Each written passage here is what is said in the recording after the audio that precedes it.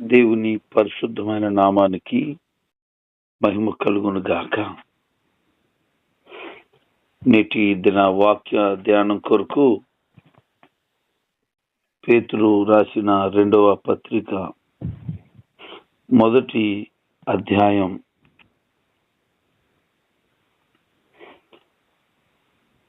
యేసుక్రీస్తు శిష్యుల్లో ప్రధానమైన వ్యక్తి పేతురు గారు. ఈ యొక్క 2వ పత్రిక క్రీస్తు శకం దాదాపు 67లో రాయబడింది.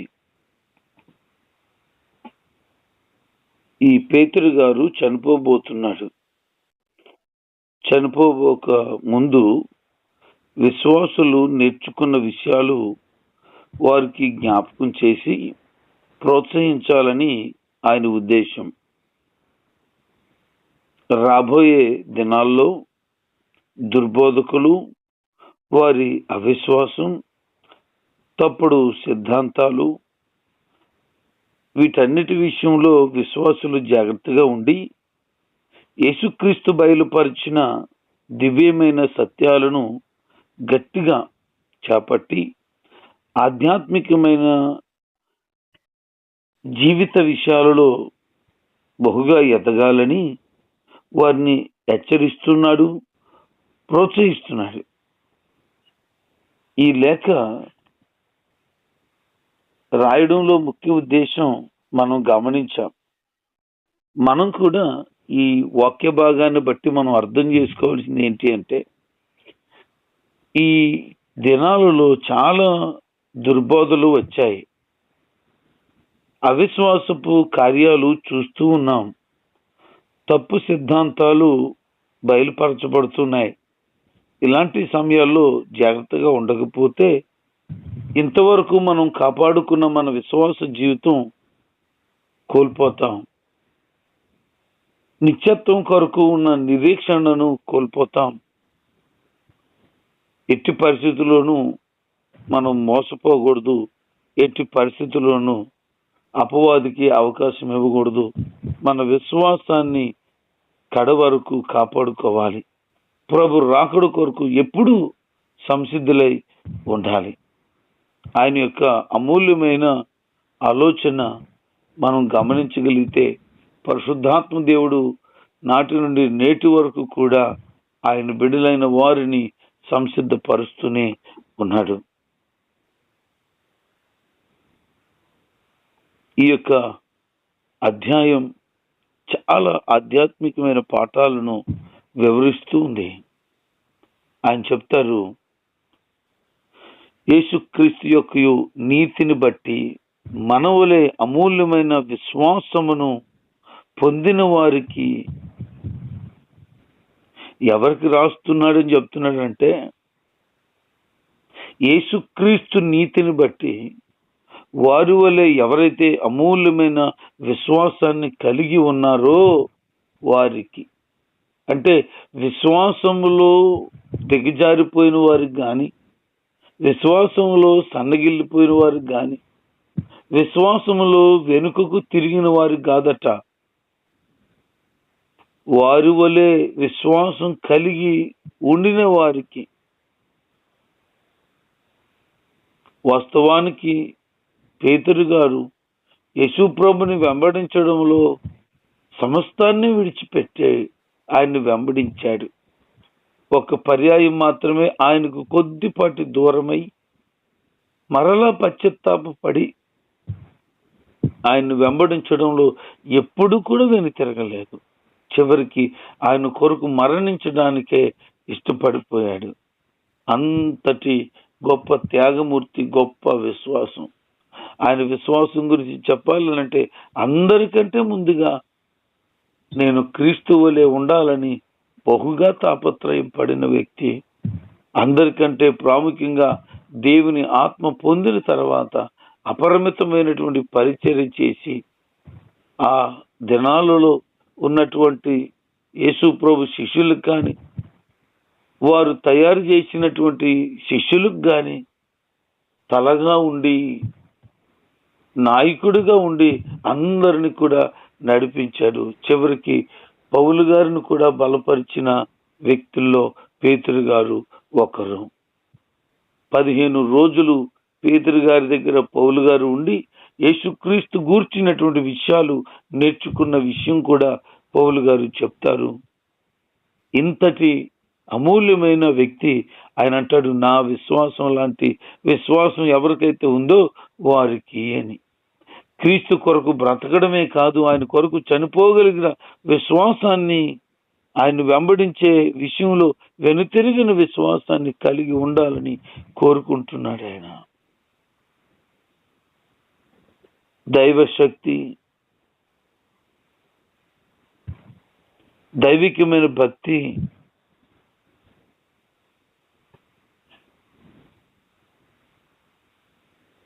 మనకు కావాలని ఆ దేవుడు మనకు దయచేయుచున్నాడని అద్భుతంగా వివరిస్తున్నాడు. దైవికమైన భక్తితో మనం సాగుతూ దైవికమైన శక్తిని పొందుకుంటూ ఉండాలని, అలాగున ప్రభువు మనకి ధారాళంగా దయచేస్తాడని, విశ్వాస విషయంలో ఏమాత్రం సన్నగిల్లవలసిన పని లేదు అని మనం జ్ఞాపకం చేసుకోవాలి. మన ఆత్మీయ జీవితం పరిపక్వత కలిగినదై దైవికమైనటువంటి గుణగణాలను సంతరించుకున్నదై దైవ ఆత్మ ప్రేరణతో నడిపించబడవలసి మనం ఉన్నాము. దేవుడు మనల్ని ఎలాగునో పిలిచినాడంటే తన మహిమ, తన సుగుణాన్ని బట్టి మనల్ని పిలిచాడట. ఎందుకు పిలిచాడు అంటే ఆయనను తెలుసుకోవడం ద్వారా జీవానికి సంబంధించిన భక్తిని, కావలసినంత ఆయన దైవిక బలము, ప్రభావమును మనకు ఇచ్చాయని చెప్తున్నాడు. ఆయన మహిమ సుగుణాలను బట్టి ఆయన ఎంతో గొప్ప ప్రశస్తమైన వాగ్దానాలను మనకు అనుగ్రహించాడు. వీటన్నిటినీ ఈ లోకంలో ఉన్న దురాశ కానీ, భ్రష్టత్వం కానీ మనల్ని నాశనం చేయాలని చూస్తుండగా వాటిలో నుంచి తప్పించుకొని దైవికమైన స్వభావంలో పాలువారై ఉండాలని దేవుడు ఉద్దేశిస్తూ పేతురు ద్వారా ఈ మాటలు చెప్తున్నారు. మరి నీ విశ్వాస జీవితంలో ముందుకు సాగుతుంటే దురాశ కలిగి ఉన్నావా? భ్రష్టత్వం కలిగి ఉన్నావా? వాటి నుంచి నిన్ను విడిపించే దేవుడు ఉన్నాడు. ఇది జ్ఞాపకం చేసుకో. ఈ లోకంలో బ్రతుకుతున్న నిజ దేవుని పిల్లలందరినీ కూడా అపవాది టార్గెట్ పెట్టి వారిని ఏదో విధంగా మరలా వాడి దగ్గరికి లాగాలని ఆరాట పడుతూనే ఉన్నాడు. అవ్వమ్మను మోసగించిన వాడు నేటికి కూడా అందరినీ మోసగించడానికి తన వంతు విశ్వ ప్రయత్నం చేస్తున్నాడు. అలాగున అనేక మంది వాడు మార్గంలో వెళ్ళిపోయి తప్పుడు బోధలకు, తప్పుడు సిద్ధాంతాలకు లొంగిపోయి దైవికమైన మనసును పూర్తిగా కోల్పోయారు. మొదట్లో ప్రారంభంలో విశ్వాసంలో బాగానే ఉంటున్నారు. మరి కొద్ది కాలం అయ్యేటప్పటికి ఎందుకు విశ్వాసాన్ని కోల్పోతున్నారు? ప్రారంభించిన ఉద్దేశం ఏంటి, కొనసాగిస్తున్న కార్యాలు ఏంటో అర్థం కావటం లేదు.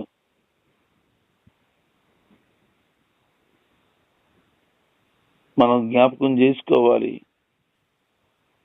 భక్తిలోను, సహోదర ప్రేమలోను, దయలోను ఉండాలని, అవి మనం మంచి సుగుణాలుగా అలవరుచుకోవాలని చెప్తున్నాడు. ఇవి కలిగి ఉండగలిగితే మనం ఏమవుతామనంటే నిష్ప్రయోజనము కాక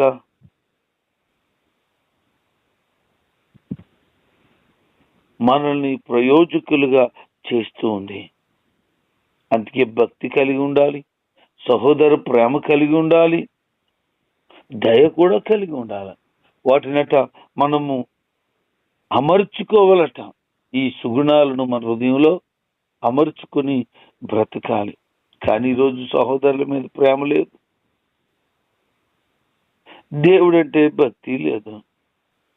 ఇతరుల పట్ల దయగలిగిన స్వభావం కూడా లేదు. అంత అసూయ కనబడుతుంది, స్వార్థం కనబడుతోంది, ద్వేషం కనబడుతోంది. చూసారా, దైవికమైన గుణగణాలను కలిగి ఉండవలసిన వారై ఉండక భయంకరమైనటువంటి భ్రష్టమైన మనసుతో నశించిపోతున్న పరిస్థితులే కనబడుతున్నాయి. అందుకనే మనము నిగ్రహం కలిగిన వారిగా ఉండి, సహనం కలిగిన వారిగా ఉండి, దైవికమైన భక్తిలో ముందుకు సాగిపోగలిగితే సహోదరుల పట్ల అనురాగమును, దైవికమైన ప్రేమను కలిగిన వారిగా మార్చబడతాం. వీటిని మనం కలిగి ఉంటే యేసుక్రీస్తుని గురించిన జ్ఞానం మనలో ఎప్పుడు కూడా వ్యర్థం కాదట. అందుకే ఖచ్చితంగా ఈ స్వభావాలను, ఈ గుణగాలను తప్పకుండా మనలో ఉంచాలి.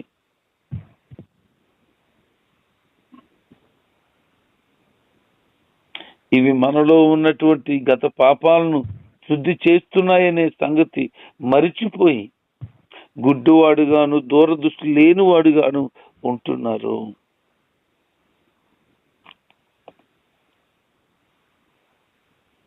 ఈ యొక్క గుణాలు ఎవరికైతే లేవో వారు గుడ్డోళ్ళుగాను, దూరదృష్టి లేని వారుగాను ఉన్నారట. అంటే ఈ ఎవరైతే కలిగి ఉంటారో వారు ఎంత ధన్యులో మనం అర్థం చేసుకోగలుగుతాం.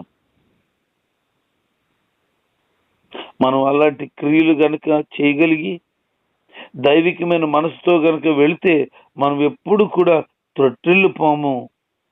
యేసుక్రీస్తు వారు నిత్య జీవంలో మనల్ని ప్రవేశించాలని చూస్తున్నట్లుగా అది ఖచ్చితంగా మనం పొందుకోగలుగుతాం. ఈ మూడిట్లో మనం కలిగి ఉండవలసిన ఏ ఒక్కటి కూడా కోల్పోకూడదు. ఈ స్వభావాలను మనం తప్పకుండా కలిగి ఉండాలి. దైవికమైన మనసు ఈ రోజున ఎంత అవసరమో గమనించండి. ఆ మనసుతోనే ప్రభువులో సాగిపోవలసిన వారుగా ఉన్నాము.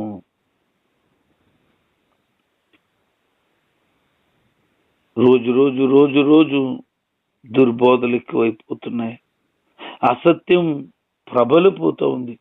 దేవుని కొరకైన ఆశ, ఆరాటం లేక స్వార్థపూరితంతో పేరు ప్రఖ్యాతులు కలిగిన వారిగా ఉండాలని, నేనే గొప్ప అనే ఒక అహంభావంతో, ఆధ్యాత్మికమైన గర్వంతో పెట్టరేగిపోతున్నారు కొంతమంది. అందుకే మనం సహోదరుల పట్ల ప్రేమ కలిగి ఉండాలి. దేవుడు మనల్ని ఎన్నుకున్నాడని మరింత ఆయన పట్ల శ్రద్ధాభక్తి కలిగి బ్రతకాలని,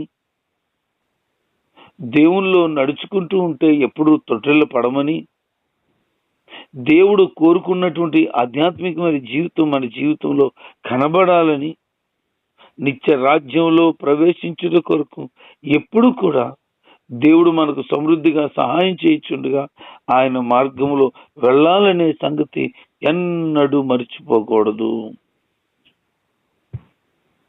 వీటన్నిటినీ ఎప్పటికప్పుడే జ్ఞాపకం చేసుకుంటూ దేవుని యొక్క వాక్యంలో నిలకడగా ఉంటూ ఏ రోజు కూడా వీటిని నిర్లక్ష్య పెట్టకుండా ఈ లోకపు గుడారమైన ఈ దేహాన్ని విడిచిపెట్టి వెళ్ళిపోతామని మనం తెలుసుకుని యేసుక్రీస్తుకు మనల్ని మనం అంకితం చేసుకోవాలి. అందుకని పేతురు గారు మాట్లాడుతూ, ఇదిగో ఈ దేహాన్ని విడిచిపెట్టే సమయం నాకు ఆసన్నమైందని నాకు తెలుసు. ఈ విషయం ప్రభు నాకు తెలియచేశారు. నేను ఈ లోకాన్ని విడిచిపెట్టి వెళ్ళిపోతున్నాను. మీరు జాగ్రత్తగా ఉండండి. ఈ గుడారములో ఉన్నంతకాలం ఈ వాక్యాలను జ్ఞాపకం చేసుకుంటూ ఉండండి. మీరు ఒకరినొకరు ప్రోత్సహించుకుంటూ ఉండండి. అలా ఉండగలిగితే మీరు కూడా నిత్యత్వంలోనికి అడుగు పెట్టగలుగుతారు. ఆ ఆనందం మీ జీవితంలో కూడా స్వతంత్రించుకోగలిగిన వారుగా మార్చబడతారు. నేను చనిపోయిన తర్వాత కూడా వీటిని ఎప్పుడూ జ్ఞాపకం చేసుకునేటట్లుగా శ్రద్ధాశక్తులు కలిగి ఉండాలి. నా వంతుగా మీరు అలాగున ఎప్పుడు తొలగిపోకుండా ఉండాలని నేను అన్నిటినీ సంసిద్ధపరుస్తున్నాను. ఆహా, ఏమి భక్తి! ఆయన మాత్రమే నడిపించబడి, ఆయన మాత్రమే కాపాడుకొని నిత్య జీవానికి వెళ్ళిపోలేదు. ఇతరులను రక్షించి, ఇతరులను ప్రభులో నిలబెట్టి ఆయన రాకుడు కొరకు వారిని సంసిద్ధపరిచి, పైగా ఆయన చెప్తున్న మాట ఏంటంటే, నా తర్వాత కూడా, నేను చనిపోయిన తర్వాత కూడా మీరు అలాగే ఉండాలని అన్నిటినీ నేను ఏర్పాటు చేశాను. మీ విశ్వాసంలో ఈనాడు కూడా వెనక్కి వెళ్ళే అవకాశం లేకుండా నా వంతుగా మిమ్మల్ని సంసిద్ధపరుస్తున్నాను అని. ఆత్మ సంబంధమైన వారమై ప్రభులో కట్టబడుతూ నమ్మకంగా సాగిపోగలిగితే, ప్రభు సహాయం నిత్యం మనం పొందుకుంటూ ఉండగలిగితే ఆత్మీయ పరిపక్వత కలిగిన వారుగా ఉంటాం, నిత్యత్వానికి వారసులవుతాం. కానీ ఈ రోజున ఏమవుతుందో తెలుసా? దైవికమైన భక్తిలో ఉండవలసిన దానికి బదులుగా లోకాన్ని కోరుకుని, లోక సంబంధమైన వాటిని కోరుకొని బ్రతుకుతున్నారు. దేవుడు మనకి ఏమిచ్చాడు? మనం ఏం పొందుకున్నాం? అసలు ఎందుకు వాటిని ఇచ్చాడో మనం గమనించగలుగుతున్నామా? అందుకని మనకు ఆయన సమస్తాన్ని ఇచ్చేశాడు. ఇది మాత్రం మనం గుర్తుపెట్టుకోవాలి. విముక్తి పొందటానికి దేవుడు మన పట్ల కలిగి ఉన్నటువంటి అద్భుతమైన మనసును గమనించాలి. ప్రభువులో ఫలిస్తూ పరలోకానికి వెళ్లాల్సిన వారమై ఈ లోకంలో ఉండిపోతాము అనే మనసుతో బతుకుతున్నారు మరి కొంతమంది. ఆయన మహిమ కొరకు మనం సిద్ధపరచబడుతున్నాం. అదే విషయాన్ని పేతురు గారు చెప్తున్నారు. బైబిల్లో కొన్ని భవిష్యత్ వాక్కులు ఉన్నాయి. ఆ వాక్కులన్నీ కూడా నెరవేర్చబడ్డాయి, చాలావి నెరవేర్చబడబోతున్నాయి. కనుక వాక్యాన్ని, సత్యాన్ని తెలుసుకొని వాటిలో మన జీవితాలను కట్టుకొని ముందుకు సాగించుకోవలసిన వారముగా ఉన్నాం. ఎంతకాలం ఈ లోకం, ఎంతకాలం ఈ లోక సంబంధమైన వాటి వైపు చూస్తూ దేవుని వైపు చూడకుండా మనం బ్రతుకుతుంటాము, అంతకాలం కూడా నిరాశ, నిస్పృహలో కృంగిపోతాం. ఏ పరిస్థితులను కూడా నిలకడగలిగి ఉండలేము. అందుకని మనము గట్టిగా పట్టుకోవలసిన దైవికమైన భక్తిని, మనసును కలిగి ఆయనలో సాగిపోవాలి. అలా ఉండగలిగితే మన జీవితంలో చీకటిలో నుంచి ఆశ్చర్యకరమైన వెలుగును మనం స్వతంత్రించుకోగలుగుతాం. దేవుని సహాయం లేకుండా మనం ఏమీ చేయలేము. అందుకే ఆయన సహాయం చేత నడిపించబడగలిగిన వారముగా మనం ఉన్నాం. దేవుడు కోరుకుంటున్నటువంటి ఆ మనసు, ఆలోచన మనం కలిగి ఆయనలో సాగిపోవాలనేదే ఆయన ఉద్దేశం. ప్రియ దేవుని జనాంగమా, ఎంతకాలం మీ భక్తిలో నిలకడలేని వారిగా ఉంటారు? మీ విశ్వాసాన్ని ప్రభువులో స్థిరపరచుకోలేని వారిగా ఉంటారు. మీ బ్రతుకుని ఎంతకాలం ఇంకా కట్టుకోకుండా లోకంలోనే ఉంటారు. ఆయన రాకడ సమీపం అవుతుంది. భయంకరమైన కరువులు వస్తాయంటున్నారు, వస్తున్నాయి. భూకంపాలు కలుగుతాయంటున్నారు. ఆయా దేశాల్లో మనం న్యూస్లో చూస్తున్నాం ఈ పరిస్థితులు ఎదుర్కొంటున్నారని.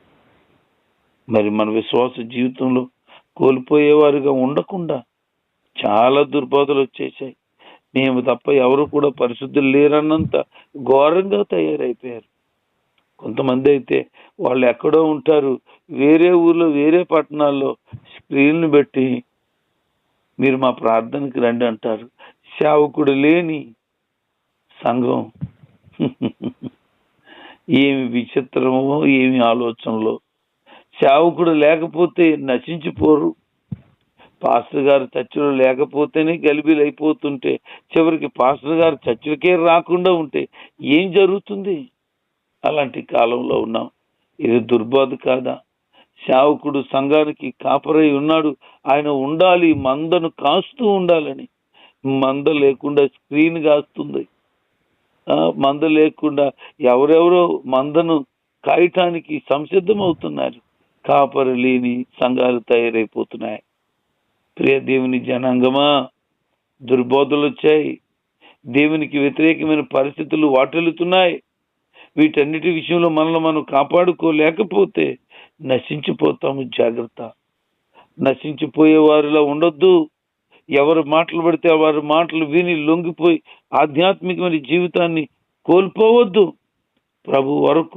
ప్రభు కొరకు నమ్మకంగా ఉందాం. కడవరకు విశ్వాస జీవితాన్ని కాపాడుకుంటూ ప్రభువులో నమ్మకంగా సాగుదాం. ఆయన చెప్పిన మాటల ప్రకారంగా మనం సంసిద్ధపరుచుకొని ఆయన రాకడలో ఎత్తబడతాం. దేవుడి మాటలు మనం వినికించిన దీవించును గాక. ఆమేన్.